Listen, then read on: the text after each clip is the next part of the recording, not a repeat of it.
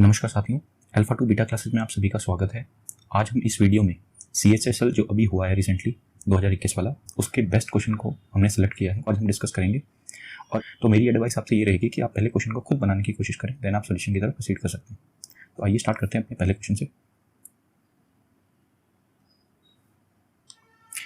ये हमारा पहला क्वेश्चन है। क्वेश्चन को पढ़ लेते हैं एक बार। क्वेश्चन में दिया गया है, Malaya walks around a circular field. तो मलाया नाम की एक लड़की है जो कि एक सर्कुलर फील्ड के अराउंड घूमती है at the rate of 7 rounds per hour. तो एक घंटे में वो 7 चक्कर काट लेती है उस सर्कुलर फील्ड के।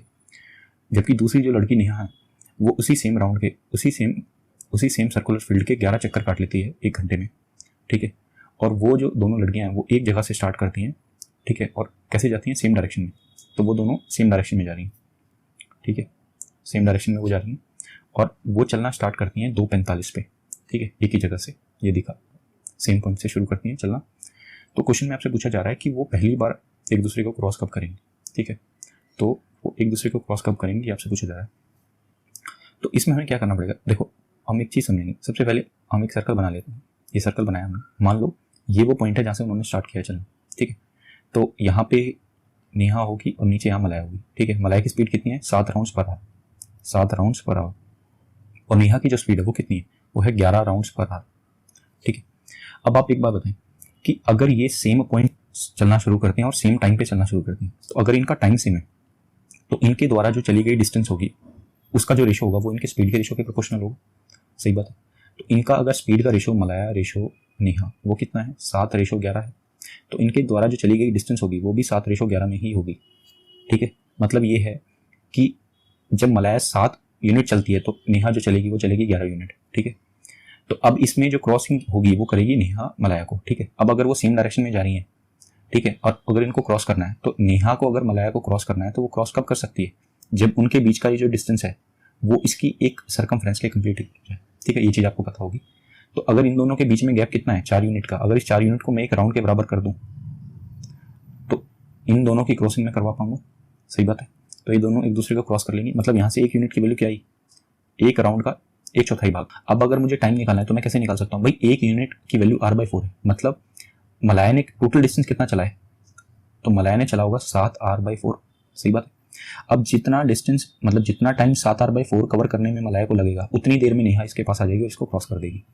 अब इतना डिस्टेंस चलने के लिए मलाया को टाइम कितना लगेगा? तो सीधी सी बात है भाई, ये जो टाइम लगेगा ये लगेगा 15 मिनट। वो कैसे निकाला? मलाया 1 घंटे में 7 राउंड कंप्लीट करती है, तो 7 राउंड का 1/4 भाग घंटे के चौथाई भाग में कवर करेगी। तो 1 घंटे का 1/4 भाग कितना होगा? 15 मिनट। मतलब ये है कि 15 मिनट में उसने 7 राउंड जो है 7 राउंड का 1/4 भाग कवर कर लिया होगा। उतनी ही देर में नेहा जो है उसके पास आ जाएगी और उसको क्रॉस कर देगी। ठीक है, तो इसका आंसर होगा जिस टाइम से वो चलना शुरू करेंगे उससे 15 मिनट ज़्यादा वो एक दूसरे को क्रॉस कर लेंगे। तो मतलब वो 2:45 पे शुरू किया उन्होंने चलना, तो 15 मिनट ज़्यादा मतलब 3 बजे। तो 3 बजे वो एक दूसरे को क्रॉस कर देंगे। ऑप्शन डी इसका सही आंसर है। और इसको हम वैसे भी विजुअलाइज कर सकते हैं। भाई आप एक बात देखो, 7 राउंड का 1/4 भाग कितना होगा? 7 राउंड का 1/4 भाग होगा एक कंप्लीट राउंड प्लस 1 राउंड का 3/4 भाग। तो ये डिस्टेंस कवर किया मलाया ने। अब हम चेक करेंगे नेहा ने कितना कवर किया इतने टाइम में। तो नेहा करेगी भाई 11r/4, मतलब 2 राउंड पूरे और तीसरे राउंड का 3/4 भाग। अगर आप ध्यान से देखें ना तो इन दोनों के बीच में जो डिफरेंस है वो 1 राउंड का ही है। मतलब जब मलाया 1 राउंड तो पूरा कर चुकी है और इस राउंड का 3/4 भाग, मतलब अगर मैं बताऊं तो अगर इसको 4 भागों में डिवाइड करें तो मलाया यहाँ पहुंची होगी। तो उसी दौरान में जो नेहा है वो 2 राउंड कंप्लीट करके और तीसरे राउंड का 3/4 भाग यहाँ पहुंच गई होगी और यहाँ पर एक दूसरे को क्रॉस कर देंगे। तो आई एम श्योर आपको ये चीज़ समझ में आई होगी। आगे बढ़ते हैं। क्वेश्चन में दिया गया है, under a sale offer Tanveer was offered 32% discount on the part of mark price that was paid in cash. तो अगर तनवीर कैश में पे करता है तो उसको 32% की छूट दी जाती है मार्क प्राइस पे। ठीक है, but had to add 1.2% on the part of mark price paid through a credit card. तो अगर वो क्रेडिट कार्ड पे करता है तो उसको मार्क प्राइस का 1.2% देना पड़ेगा। ठीक है, if Tanveer paid 75% of the mark price in cash, मतलब तनवीर ने जो मार्क प्राइस था उसका 75% कैश में पे किया और बाकी जो बचा वो क्रेडिट कार्ड पे पे किया। तो आपको बताना है कि उसको मार्क प्राइस पे टोटल पेमेंट जो थी उसकी वो कितने प्रतिशत थी उसकी। तो उसके मार्क प्राइस का जो उसकी फाइनल पेमेंट थी वो उसके मार्क प्राइस का कितने परसेंट थी, ये आपसे पूछ रहा है। ठीक है, ये इनडायरेक्टली मैं कहना चाहूँ तो ये भाई टोटल फाइनल पेमेंट क्या होगी, उसका सेलिंग प्राइस ही होगा। मतलब आपसे पूछ रहा है कि उसने छूट कितनी मिली उसको। ठीक है, एक तरीके से अगर आप डिस्काउंट कैलकुलेट कर लें तो आपकी बात बन जाएगी। ठीक है, या आप उसका सेलिंग प्राइस कैलकुलेट कर लें। तो देखो भाई, अब मैं आपसे बात करता हूँ कि भाई अगर उसने 75% प्राइस जो है, मैं बोलता हूँ अगर मान लो उसने 75 यूनिट सामान था टोटल यूनिट सामान 100 यूनिट था, तो उसने 75 यूनिट सामान पे क्या किया है, 75 यूनिट सामान पे तो कैश पे दिया है, तो कैश में अगर दिया होगा तो 32% डिस्काउंट मिला होगा। 32% डिस्काउंट की वैल्यू क्या होगी, 32% डिस्काउंट की वैल्यू होती है 8/25। 32% की फ्रैक्शन इक्वलेंट क्या होगा, 32% की फ्रैक्शन क्या होगी, 8/25 होगी। मतलब कोई सामान अगर 25 का है तो वो मिला कितने में होगा, वो मिला होगा 17 यूनिट। तो अगर 75 यूनिट सामान तो वो कितने में मिला होगा, 51 यूनिट में मिला होगा। भाई 17/25 कर देंगे इसको, 17/25 करने पे 51 यूनिट आ गया। तो मतलब इस 75 यूनिट सामान के लिए उसने पैसे कितने दिए, 51 यूनिट। बचा हुआ जो 25 यूनिट सामान है उसके लिए वो कितने पैसे देगा, 25 रुपये देगा, प्लस इस पे 1.2% एक्स्ट्रा वो देगा। ये जो 1.2% एक्स्ट्रा देगा मार्केट प्राइस का, 25 यूनिट का 1.2% कितना होगा, 25 गुना 12 300, उसको 1000 से डिवाइड करेंगे तो 0.3, तो 25.3 आ जाएगा। इन दोनों को ऐड करेंगे तो कितना आएगा, 0.3, 5 और 1 6, 76.3। तो 76.3 तो उसने पूरा मार्क प्राइस दिया और 100 यूनिट का सामान था, तो परसेंटेज 100 पे देखी जाती है तो 76.3 ऑप्शन ए आपका सही आंसर है। मैन्युफैक्चरर है वो एक आइटम बेचता है होलसेलर को 11% प्रॉफिट पे, ठीक है।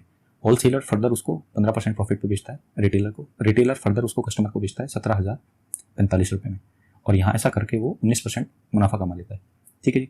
Find the cost price for the manufacturer, manufacturer के लिए कॉस्ट प्राइस फाइंड कर रहा है। मैंने मान लिया कि मैन्युफैक्चरर के लिए उसका सीपी जो था वो एक्स था, ठीक है। मैन्युफैक्चरर ने बेचा कितने, 11% प्रॉफिट पे, तो 111/100। फर्दर उसने रिटेलर को बेचा, रिटेलर ने बेचा 15% प्रॉफिट पे, तो 115/100, और रिटेलर ने उसको बेचा किस पे, 19% प्रॉफिट पे। तो कस्टमर के लिए जो फाइनली सीपी बनेगा वो बनेगा इसका 119/800, ये वैल्यू 17,045 के बराबर है, ठीक है। तो देखो भाई, या तो आप इसको सोल्व कर लो, हालांकि ये नंबर कटेंगे नहीं, क्योंकि अगर मैं देखूँ 17 से नंबर कट नहीं रहा है, ठीक है, तो ये कैलकुलेशन काफ़ी बड़ी हो जाएगी। या फिर आप इसको करो बेस्ट तरीका इसका अप्रोक्सीमेशन का, वो मैं आपको भी बताता हूँ। देखो हमारा जो सक्सेसिव लगने वाला है वो लगने वाला है जी किस पे, एक तो 11% डिस्काउंट है, एक है मेरा 15% और एक है मेरा 19%, ठीक है। तो मैं मान के चलता हूँ कि इन दोनों का सक्सेसिव कितना है, भाई 11 और 15 का मैं मान के चलता हूँ, तो 11 और 15 कितना हो जाएगा, 11 + 15 26, 26 प्लस 11 × 15 165, 165 1.65 आ जाएगा 100 से डिवाइड करने पे, तो इन दोनों का क्यूमुलेटिव आएगा 27.65, ठीक है। अब देखो थोड़ी देर के लिए मैं मान लेता हूँ ये जो रकम है ना ये 28% के इक्वल है, ठीक है, थोड़ी देर के लिए। तो अब इन दोनों का क्यूमुलेटिव में देखूंगा 28 और 19 का, 28 और 19 का क्यूमुलेटिव क्या आएगा, 28 और 19 का क्यूमुलेटिव जो आएगा वो आएगा 47%, ठीक है। 47% प्लस इन दोनों को गुना करने का क्या आएगा, भाई 19 अट्ठे कितना होता है, 19 अट्ठे होता है 52, 19 अट्ठे होता है 152, तो 2 और 15 कैरी, 19 दूनी 38, 38 और 15, भाई 38 और 15 अगर आप देखेंगे तो हो जाएगा 53, 5.32 आ जाएगा। तो इन दोनों संख्याओं को जब मैं जोड़ूंगा तो 47 प्लस 5 ये आ जाएगा 52.32%। अब थोड़ा ध्यान दो इस संख्या पे, 52.32% है ना, तो 50% इसका सीधा सीधा कितना हो जाएगा इस रकम का। अब ये जो रकम थी, ठीक है, ये 17,000 रकम है, तो भाई कोई चीज़ अगर 100% रही होगी उसको मैंने 152 मतलब 52% पे मैंने उसका मुनाफा कमाया, और फाइनली मैंने उसको बेचा 17,000 कितने पे, 45 पे। तो मतलब कहने का मतलब मेरा ये है कि इस रकम का 152%, 152.32% जो है वो इसके बराबर होगा, ठीक है जी।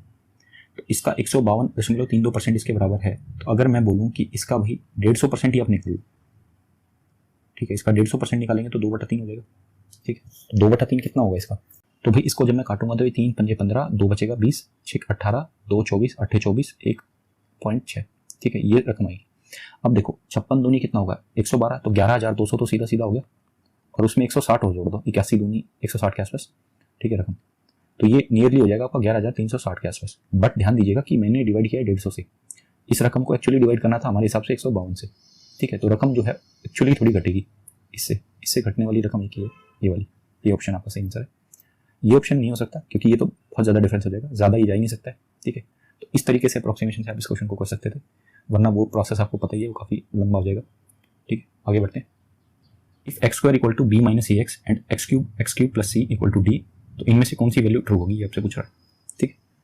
तो देखो भाई इस क्वेश्चन को या तो आप वैल्यू पुट कर लो, ए बी की वैल्यू कुछ पुट कर लो और उसको फिर इसमें सेटिस्फाई करा लो, तो ऐसे कर लो, या फिर आप इसमें कंपैरिजन भी कर सकते हो। कैसे, जैसे मान लो अगर मैं ये वैल्यू लिखता हूँ x² और इस ax को मैं इधर लेता हूँ तो ये बन जाएगा ax = b, ठीक है।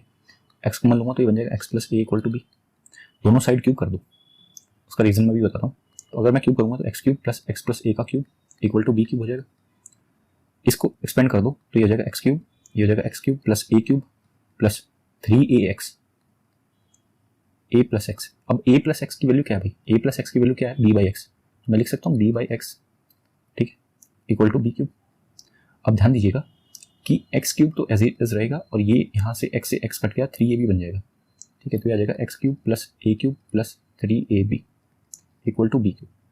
अब ध्यान दें, ये चीज़ आपको कुछ दिख रही होगी, इधर कुछ सिमिलर सी टर्म दिख रही है, एक्स क्यूब इधर भी, एक्स क्यूब इधर भी, एक्स क्यूब इधर भी। तो ये जो बची हुई टर्म है, जिसको मैं दूसरे पेन से दिखा रहा हूँ, इस वाली टर्म और ये वाली टर्म बराबर होनी चाहिए। तो यहाँ से सी की वैल्यू क्या आ गई, कंपेरिजन पे ए क्यूब प्लस 3ab। तो कंपेयर करके मैंने सी की वैल्यू निकाल ली, राइट साइड वाली जो वैल्यू है वो भी बराबर होनी चाहिए। तो डी की वैल्यू क्या आ जाएगी, बी क्यूब। ऑप्शन देखें आप कौन सा सही है, सी की value A cube plus B cube, D की वैल्यू माइनस नहीं आ सकती, पॉजिटिव, और ये पॉजिटिव होनी चाहिए। ऑप्शन सी आपका सही आंसर है। आगे बढ़ते हैं। आई एम श्योर आपको लेक्चर अच्छा लगा होगा। अगर आपको अच्छा लगा है तो आप हमारे और भी लेक्चर्स अटेंड कर सकते हैं। जैसे हम मैथ्स के मॉक टेस्ट लाते रहते हैं, अभी हमने MTS और दिल्ली पुलिस की सीरीज शुरू की हुई है, ठीक है। ये हमारा टेलीग्राम क्विज है, तो इस तरीके से आप हमारे साथ टेलीग्राम पे जुड़ सकते हैं। वहाँ पर हमने SSC CGL के जो बच्चे हैं उनके लिए एक्सक्लूसिवली टायर 2 के लिए मैथ्स और इंग्लिश का क्विज डेली स्टार्ट किया हुआ है। डेली हम मैथ्स के 5 क्वेश्चन लेते हैं टॉपिक वाइज, और इंग्लिश के 10 क्वेश्चन, जिसमें मिक्स क्वेश्चन होते हैं, स्पॉटिंग एरर और अपने इंटरनेम सिनोनिम्स, इडियम्स, फ्रेजेस और वन वर्ड्स, ठीक है।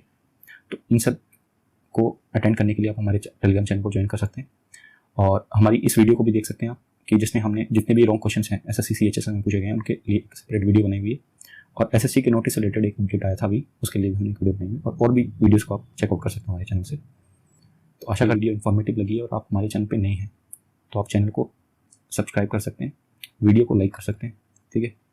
और अगर कोई भी आपका सुझाव है किसी भी हमें, वो कमेंट सेक्शन में मेंशन कर सकते हैं। ये हमारा चैनल है अल्फा टू बीटा क्लब, ठीक है। जल्दी हम और भी कंटेंट के साथ आने वाले हैं, तब तक के लिए अपना ख्याल रखें। जय हिंद।